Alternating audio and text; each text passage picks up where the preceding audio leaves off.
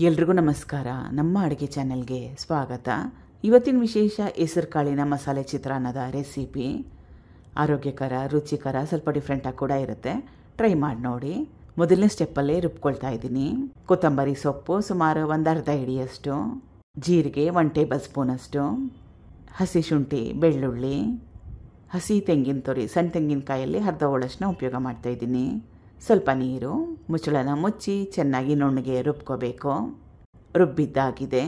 ಬಾಣಲೆ ಇಟ್ಕೊಂಡಿದ್ದೀನಿ. ಮುಂದಿನ ಸ್ಟೆಪ್ಪಲ್ಲಿ ಎಣ್ಣೆ 2ರಿಂದ 3 ಚಮಚದಷ್ಟು, ಸಾಸಿವೆ ಸಣ್ಣ ಚಮಚದಲ್ಲಿ 1 ಚಮಚದಷ್ಟು, ಈರುಳ್ಳಿ ಒಂದು ದೊಡ್ಡ ಈರುಳ್ಳಿನ ಉಪಯೋಗ ಮಾಡಿದ್ದೀನಿ.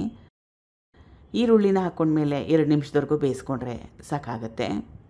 2 ನಿಮಿಷ ಆದಮೇಲೆ ಇದು ನೆನೆಸಿಟ್ಕೊಂಡಿರೋ ಹೆಸರು ಕಾಳು, ಸುಮಾರು 8ರಿಂದ 10 ಗಂಟೆಗಳ ಕಾಲ ಹೆಸರು ಕಾಳನ್ನ ನೆನೆ ಹಾಕಿದ್ದೆ. 100 ಗ್ರಾಮ್ಸಷ್ಟು ಹೆಸರು ಕಾಳನ್ನ ಉಪಯೋಗ ಮಾಡ್ತಾಯಿದ್ದೀನಿ. ಟೊಮೆಟೊ 1 ಕಲಿಸ್ಕೋಬೇಕು ಚೆನ್ನಾಗಿ. ಇದು ರುಬ್ಬಿಟ್ಕೊಂಡಿರೋ ಮಸಾಲೆ, ಗರಂ ಮಸಾಲ ಸಣ್ಣ ಚಮಚದಲ್ಲಿ 1 ಚಮಚದಷ್ಟು, ಟೀ ಸ್ಪೂನಷ್ಟು, ಬ್ಯಾಡಗಿ ಅಚ್ಕಾರದ ಪುಡಿ 1 ಟೇಬಲ್ ಸ್ಪೂನಷ್ಟು. ರುಬ್ಕೊಂಡಿರೋ ಮಸಾಲೆನ ಹಾಕೊಂಡ್ಮೇಲೆ ಮತ್ತೊಮ್ಮೆ ಸುಮಾರು 2ರಿಂದ 3 ನಿಮಿಷ ಬೇಯಿಸ್ಕೋಬೇಕಾಗುತ್ತೆ. 2ರಿಂದ 3 ನಿಮಿಷ ಆದಮೇಲೆ ಹೆಸರು ಕಾಳು ಕೂಡ ಸಾಕಷ್ಟು, ಅಂದರೆ ಅರ್ಧ ಮಟ್ಟಕ್ಕಷ್ಟು ಬೆಂದಿದೆ. ಇದು ನೆನೆಸಿಟ್ಕೊಂಡಿರೋ ಅಕ್ಕಿ, ಮೊದಲೇ ನೆನೆಸಿಟ್ಕೊಂಡಿರೋದು.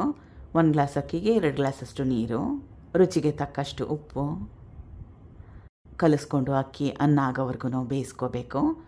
ಈ ರೆಸಿಪಿನ ಡೈರೆಕ್ಟಾಗಿ ಕುಕ್ಕರಲ್ಲಿ ಕೂಡ ಮಾಡ್ಕೋಬೋದು. ಹೆಸರು ಕಾಳಿನ ಮಸಾಲೆ ಚಿತ್ರಾನ್ನ ರೆಡಿಯಾಗಿದೆ. ಸಣ್ಣದಾಗಿ ಕಟ್ ಮಾಡಿ ಇಟ್ಕೊಂಡಿರೋ ಕೊತ್ತಂಬರಿ ಸೊಪ್ಪು, ತಟ್ಟೆನ ಮುಚ್ಚಿಟ್ಟು ಒಂದು 5 ನಿಮಿಷ ಹಾಗೆ ರೆಸ್ಟ್ ಮಾಡೋಕ್ಕೆ ಬಿಡಿ. ಅನ್ನ ಎಲ್ಲ ಕರೆಕ್ಟಾಗಿ ಸೆಟ್ ಆಗಲಿ. ಈಗ ರುಚಿಕರವಾಗಿರೋಂಥ ಹೆಸರು ಕಾಳಿನ ಮಸಾಲೆ ಚಿತ್ರಾನ್ನ ರೆಡಿಯಾಗಿದೆ. ಒಂದು ಸಲ ಟ್ರೈ ಮಾಡಿ ನೋಡಿ. ಆರೋಗ್ಯಕರ, ರುಚಿಕರ, ಸ್ವಲ್ಪ ಡಿಫ್ರೆಂಟಾಗಿ ಕೂಡ ಇರುತ್ತೆ. Thank you for watching. ಧನ್ಯವಾದಗಳು.